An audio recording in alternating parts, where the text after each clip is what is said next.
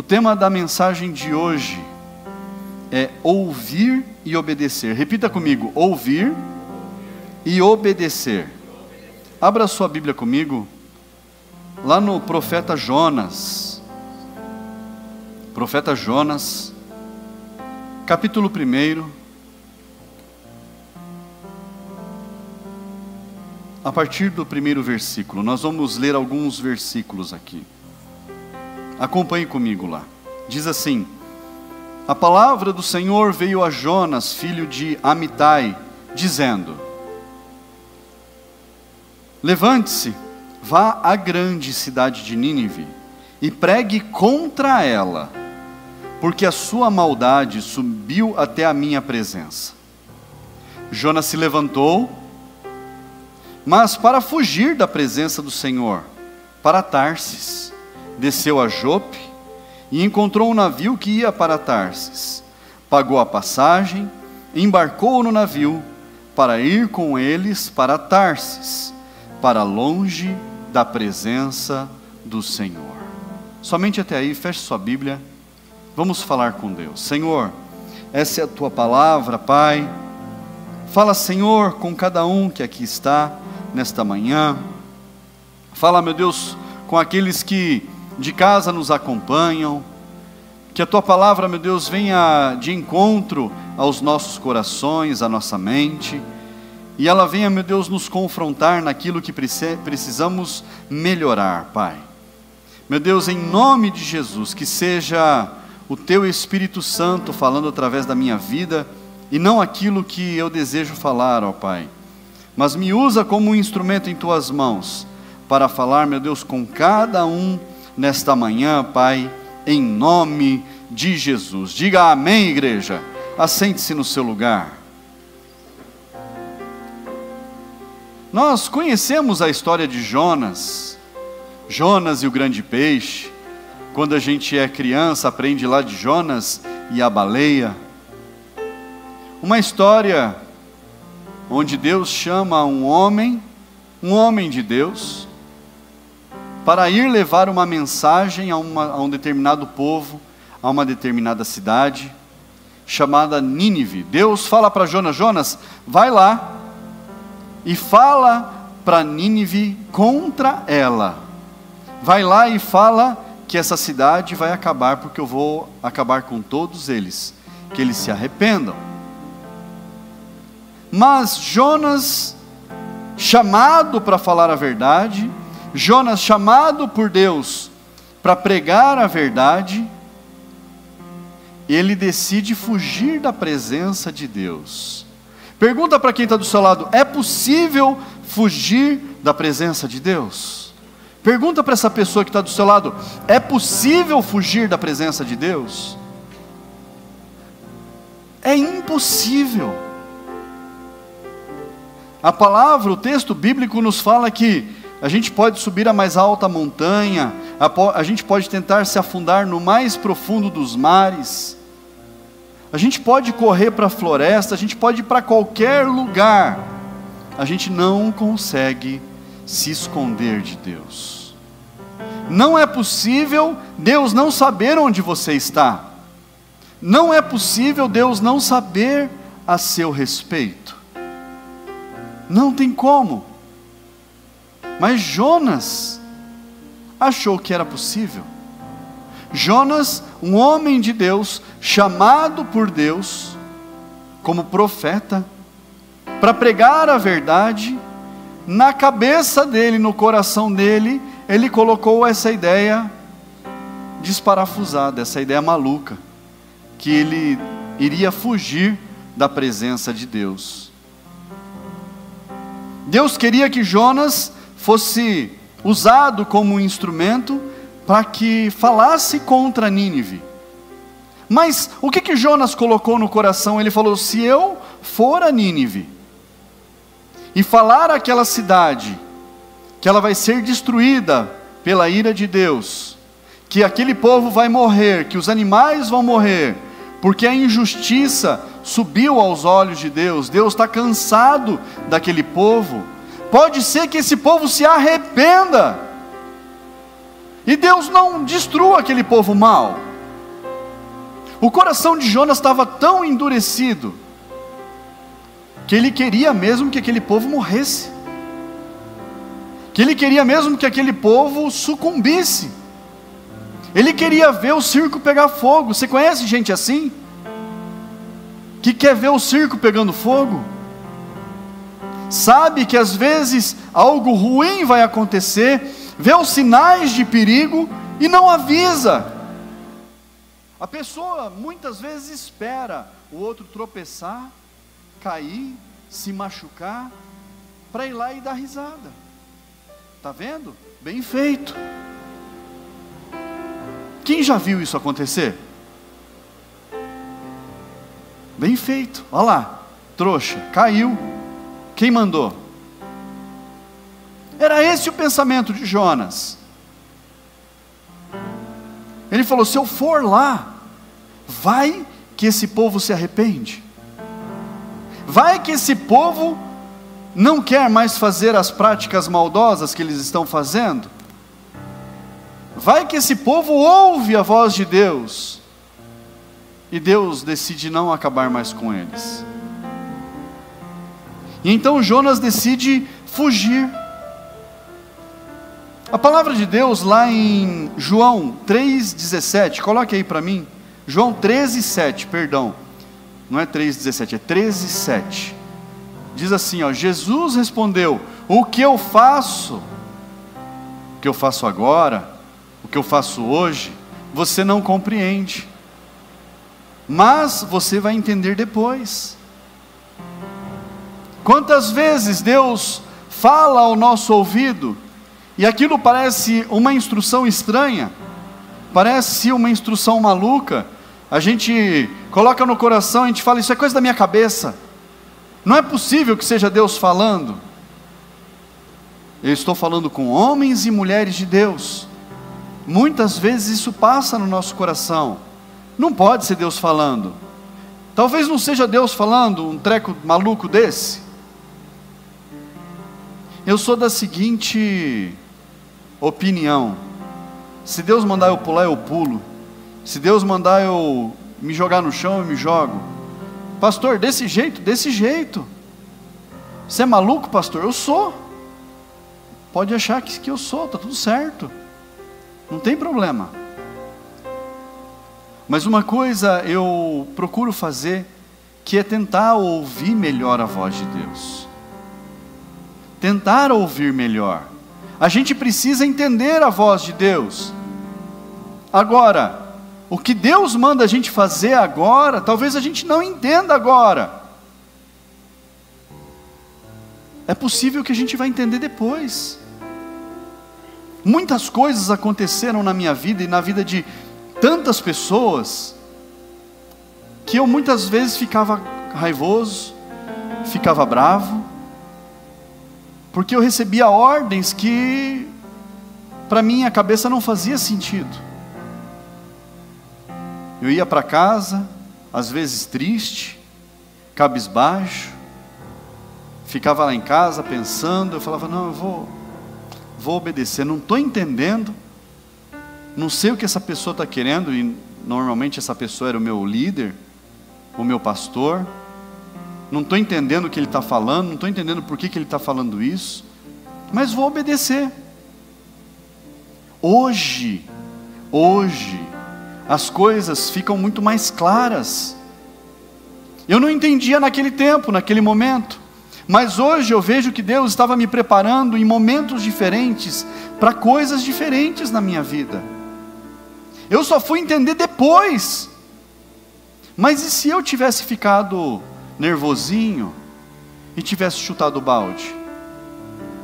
E se eu tivesse ficado bravinho e tivesse falado: não sabe de nada, vou sair dessa igreja, vou parar com tudo, vou largar a mão de tudo? Quem que ele pensa que é?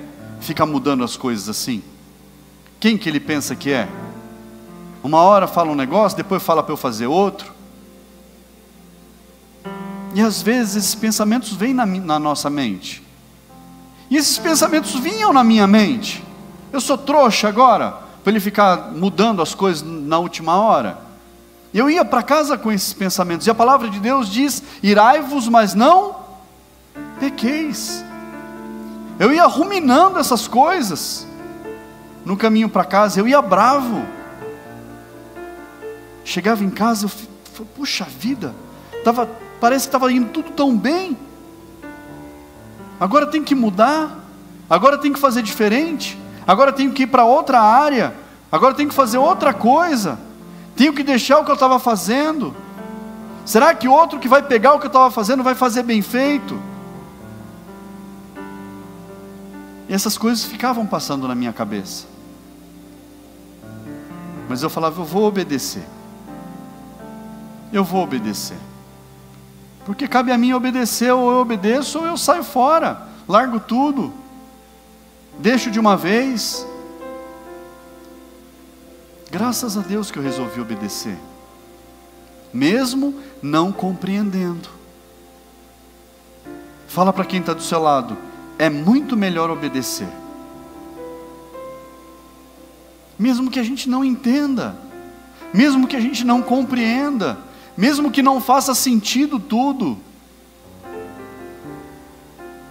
A história de Jonas, ele foi para o fundo do poço, literalmente.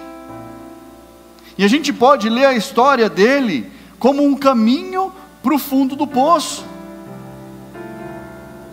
Ele achou que ele podia fugir da presença de Deus. Ele achou que ele podia fazer do jeito dele. Ele falou: eu vou para outro lugar, Deus vai esquecer desse treco aí. Eu vou para outro lugar, Deus não vai nem se lembrar.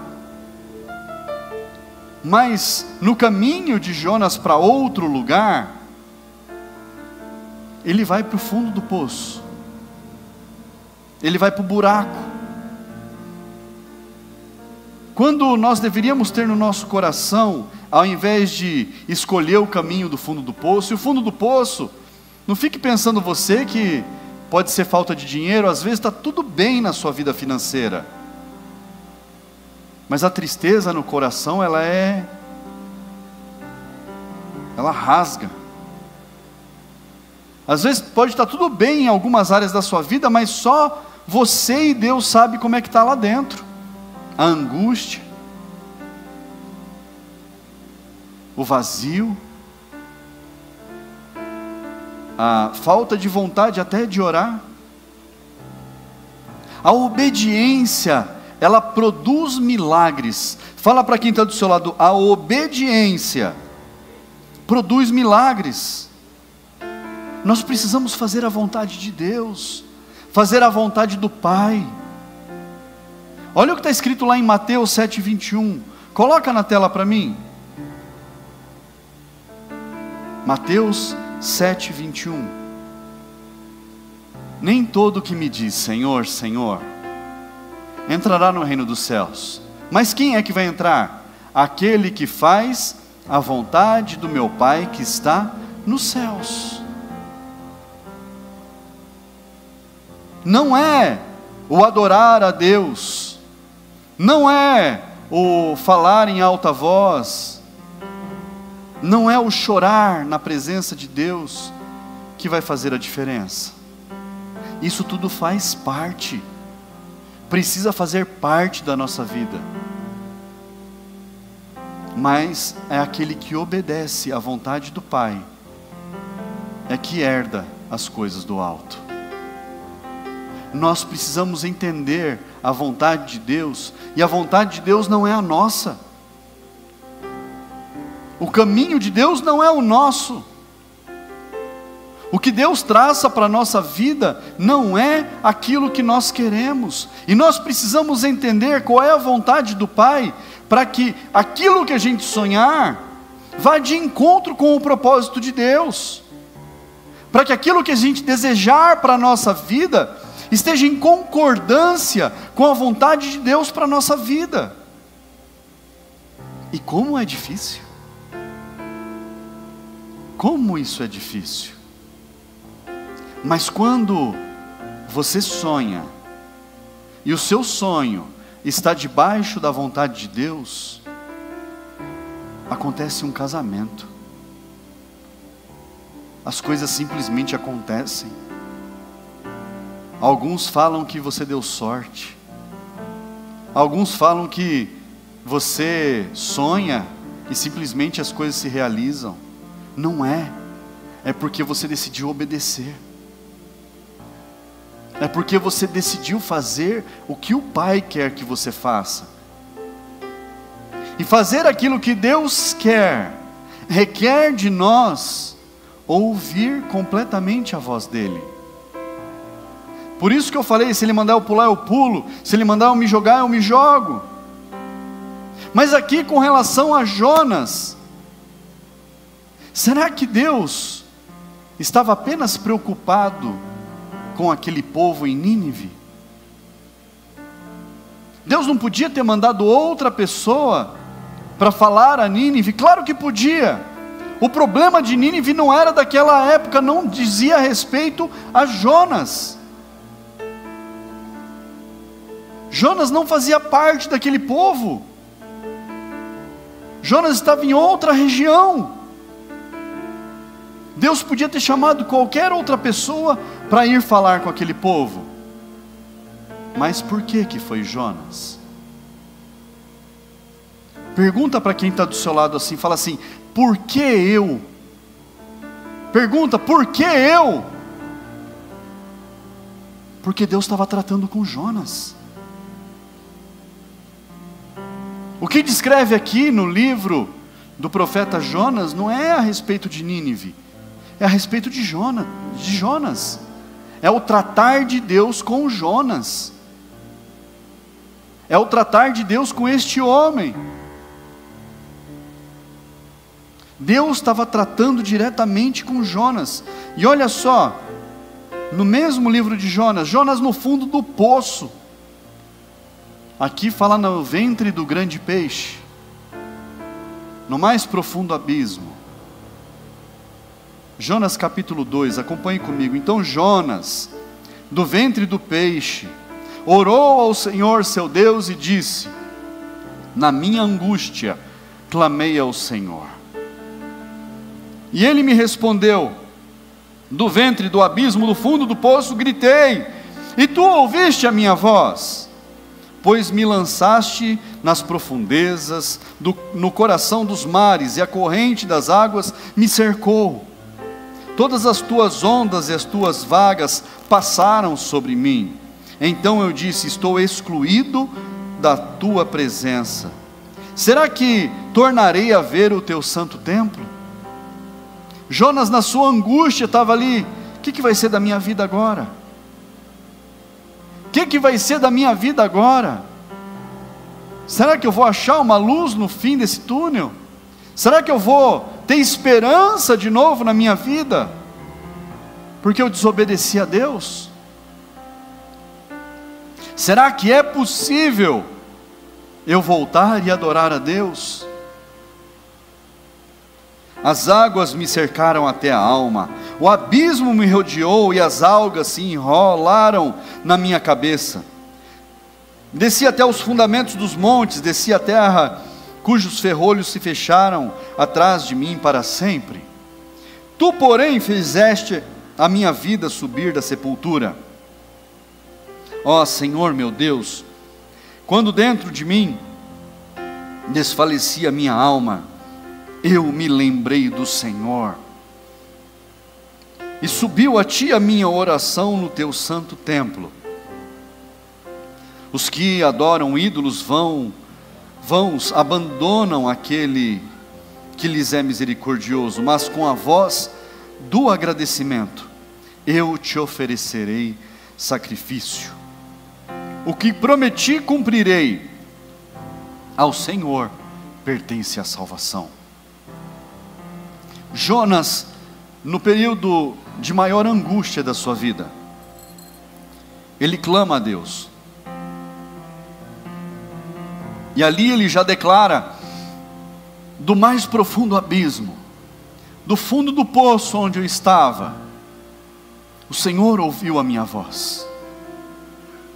Da maior dificuldade que eu estava, do momento de maior aflição da minha vida, quando eu achei que eu não seria mais capaz de falar com o Senhor ouviu a minha oração. O Senhor, Ele nos encontra onde nós estivermos. O Senhor, Ele nos encontra na situação que nós estivermos. Não importa o tamanho da dificuldade, não importa o tamanho do problema, não importa a profundidade do buraco que a gente possa ter se enfiado, não importa o porquê. Pode ser que a gente mesmo tenha se enfiado, pode ser que Deus tenha nos colocado lá, para nós entendermos que nós devemos fazer a vontade dEle. Onde Jonas estava, foi Deus que o colocou, por causa da desobediência dele. A situação que Jonas estava vivendo, ele estava vivendo porque Deus havia colocado ele ali, porque ele não queria ouvir a voz de Deus. Às vezes Deus aperta o calo. Fala para quem está do seu lado, pode ser que Deus aperte o calo, mas se é Deus que está apertando, Ele também pode afrouxar. Quando é Deus que está tratando com a gente, Ele cuida. Ele cuida. Ele não é um pai que espanca o filho, Ele é um pai que corrige o filho. E nós precisamos estar receptivos à correção. A correção dói. Dói ou não dói? Correção dói. Mas a palavra de Deus diz que ela é apta para corrigir. A palavra de Deus, ela serve para correção. E é na palavra de Deus que nós somos corrigidos. E corrigir tem a ver com ajustar a rota. Corrigir tem a ver com ajuste do processo. Quando eu permito que Deus corrija a minha vida, e eu preciso pedir para que Ele corrija a minha vida e que os problemas da vida não venham sobre mim. Quando eu falo, Deus, eu preciso que o Senhor me dê a direção. Eu estou falando para Deus, Deus, eu preciso que o Senhor corrija a minha vida. E correção dói. Mas só que, quando Deus, Ele corrige, a dor passa. A dor vai embora. Ela não vai mais existir, porque a correção de Deus, ela traz para nós uma vida agradável, uma vida de felicidade. Quando nós somos corrigidos pelo Senhor, nós somos corrigidos pelo Pai mais amoroso que existe, pelo Pai que cuida. E o amor de Deus, Ele constrange a nossa vida, porque a forma como Deus trata com a gente é para que a gente se levante. O tratar de Deus na nossa vida não é para que a gente venha sucumbir. O tratar de Deus na nossa vida é para que a gente fique de pé. Deus trata com a gente para que a gente seja exaltado, não para que a gente fique prostrado, humilhado. Deus cuida de nós para que a gente cresça. Fala para quem está do seu lado, o cuidado de Deus. Fala assim, o cuidado de Deus é para o crescimento. Tem pessoas aqui que têm jardim em casa. E às vezes é necessário lá no jardim podar algumas plantas, não é? É ou não é? Precisa podar. Você acha que a poda não é dolorida para a planta? Pensa em cortar um dedo seu. Pensa em tirar uma parte sua. Dói ou não dói? A poda, ela dói. Mas depois de podada, a planta cresce mais forte, mais bonita, com mais vigor, com folhas mais bonitas, com flores mais fortes. É ou não é? O fruto fica mais forte. Eu me lembro que lá na casa dos meus pais tinha um quintal bem grande, e a gente tinha um pomar nesse quintal, várias árvores frutíferas, e uma delas era uma jaqueira, que ela decidiu, num determinado período da vida dela, não dar mais jaca. Saía uns negocinhos assim, ficava preto e caía podre no chão. E o meu pai falou assim: eu acho que eu vou pôr essa jaqueira no chão, porque não está dando mais nada, só faz sujeira. E aí eu e meu irmão, a gente tinha enciclopédia, a gente tinha lido que a poda ajudava a fortalecer a árvore. E aí a gente perguntou para o pai: pai, a gente pode podar a árvore? Ah, pode? Agora você pensa, 2 adolescentes, um com um machado na mão e outro com um facão. Você já deu uma espátula para uma criança e pediu para ela raspar uma parede? E quem já fez isso? Ontem nós fizemos isso aqui na igreja. Nós demos uma espátula para uma criança que estava aqui ajudando no mutirão e falamos para ela: raspa a parede. Se a gente não pede para parar, ia sobrar só o ferro. Agora eu e meu irmão, 2 adolescentes, um com um machado e outro com um facão na mão. Quando meu pai chegou no fim da tarde, ele falou assim: o que vocês fizeram? A gente foi cortando, onde tinha galho era para meter o facão. Não tinha como andar no quintal. A jaqueira estava quase toda no chão, ficou o tronco e os galinhos assim. Os galhos mais fortes ficaram com um pedaço, mas foi tudo para o chão. Mas no ano seguinte, as jacas eram desse tamanho, gigantes. A gente escutava de casa, parecia um trovão no quintal quando caía, ninguém queria estar perto. Jacas de mais de 20, 30 quilos. A poda, ela pode doer, mas é para a gente produzir mais. Quando Deus nos corrige, é para a gente crescer. Fala para quem está do seu lado: a correção de Deus dói, mas é para crescimento. E você vai crescer muito em nome de Jesus.